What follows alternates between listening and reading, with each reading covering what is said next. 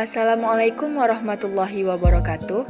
Hai civilizer semuanya, terima kasih telah mengunjungi YouTube HMTS FT UNAN. Baiklah, pada video kali ini kami akan membahas apa saja software yang bakalan sering digunakan dalam dunia teknik sipil.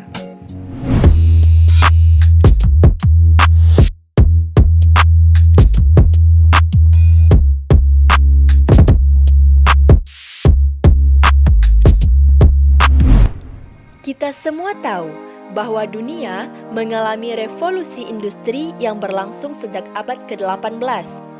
Hal ini bertujuan agar manusia dapat survive pada masa itu. Saya yakin kebanyakan orang sudah tidak asing dengan frasa revolusi industri 4.0. Revolusi ini menekankan pada digitalisasi yang membuat produktivitas bisa lebih efektif. Sederhananya, revolusi industri 4.0 lebih mengarah ke bagaimana kita menggunakan teknologi sebaik mungkin. Jadi, tidak dapat dipungkiri bahwa mahasiswa diharuskan untuk berbaur dan dapat beradaptasi dengan baik dalam memanfaatkan komputerisasi. Software adalah sebuah perangkat lunak yang dapat membantu user untuk menganalisa dan menghitung serta membuat suatu output yang sesuai keinginan penggunanya. Sebagai seorang teknik sipil, tentunya kita harus mengetahui dan mempelajari software teknik sipil agar bisa membuat kita selangkah lebih maju dari yang lain. Kamu, mahasiswa teknik sipil, pastinya tahu bahwa persaingan dan tuntutan profesi setelah lulus begitu ketat. Jadi, selama masa kuliah, kamu harus mempersiapkan diri dengan baik. Nah, berikut beberapa software yang sudah kami rangkum. Yang pertama, AutoCAD dan AutoCAD Civil 3D. AutoCAD adalah software teknik sipil yang paling wajib dikuasai bagi mahasiswa teknik sipil. Sebagai mahasiswa teknik sipil, pasti tidak asing lagi dengan aplikasi AutoCAD ini.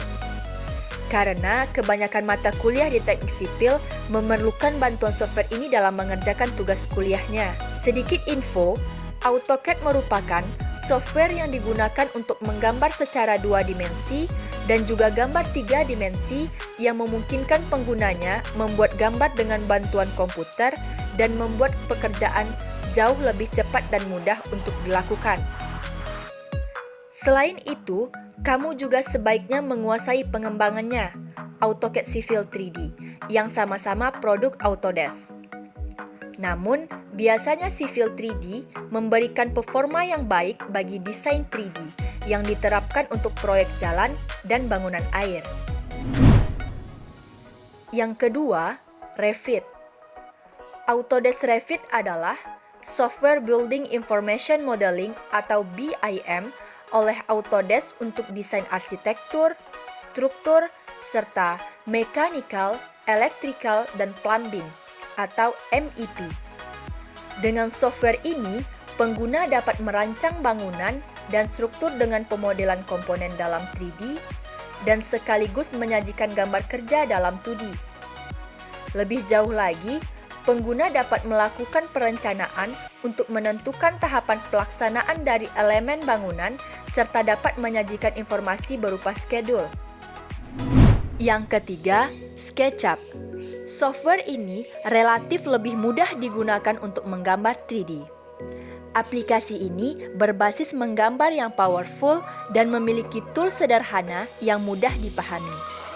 SketchUp memiliki kelebihan, yaitu dalam teknik menggambar dapat selesai dengan cepat dan efisien. Jika digabungkan dengan plugin Fray, sejenis software rendering yang populer sekarang, maka hasilnya akan bagus. Yang keempat, SAP 2000.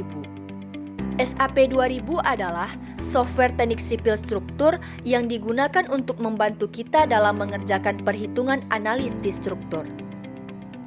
Mahasiswa teknik sipil juga wajib tahu, aplikasi ini merupakan salah satu aplikasi yang sering digunakan ketika kuliah. Aplikasi ini membantu kita dalam mengerjakan tugas kuliah, khususnya mengenai materi struktur. Karena perhitungan yang kita kerjakan dengan menggunakan aplikasi ini jauh lebih cepat. jika dibandingkan dengan menghitung manual yang akan menghabiskan berlembar-lembar kertas. Yang kelima, etaps. Selain menguasai SAP 2000, ada baiknya kamu juga mulai belajar menggunakan software etaps. Etaps merupakan aplikasi yang menghadirkan analisa untuk setiap keperluan desainmu, misalnya saja ketahanan bangunan terhadap gempa. Etaps sendiri lebih dikhususkan untuk menganalisa high-rise building. Yang keenam, STAT Pro. STAT atau Structural Analysis and Design merupakan sebuah software yang diperuntukkan untuk melakukan analisis dan desain struktur dengan cepat dan akurat. Dengan STAT 2004, Anda dapat memodel struktur dengan lebih mudah serta melihat hasil analisis dan desain dengan lebih baik. Salah satu keunggulan dari STAT Pro adalah kemampuannya untuk mendesain dan mengoptimasi profil baja. Selain itu, software ini juga mampu mendesain dan menampilkan penempatan tulangan pada suatu elemen struktur beton. Yang ketujuh, Microsoft Project. Microsoft Project adalah produk perangkat lunak manajemen proyek dikembangkan dan dijual oleh Microsoft.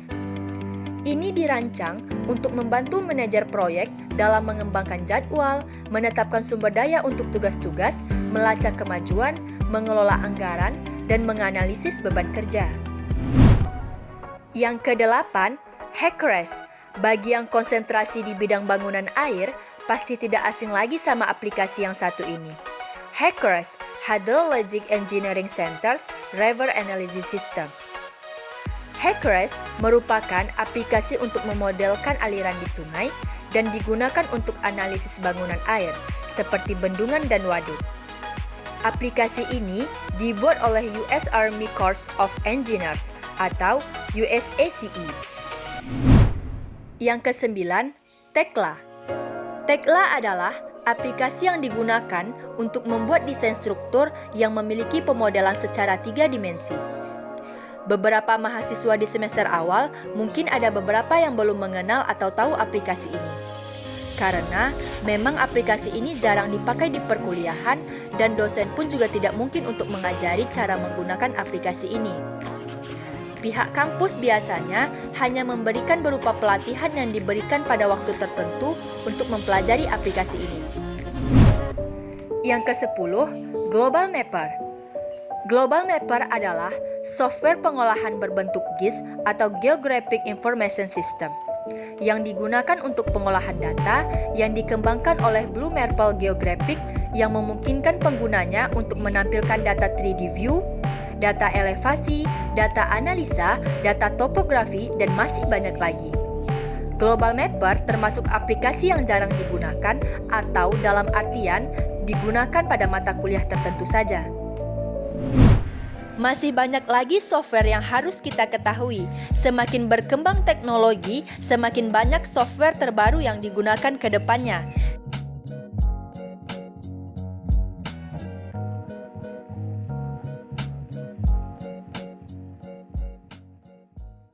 Oke, sekian pembahasan kita pada kesempatan kali ini. Terima kasih sudah menonton video ini. Jangan lupa pencet tombol like, komen, dan subscribe. Pantengin terus ya video-video dari HMTS FT UNES.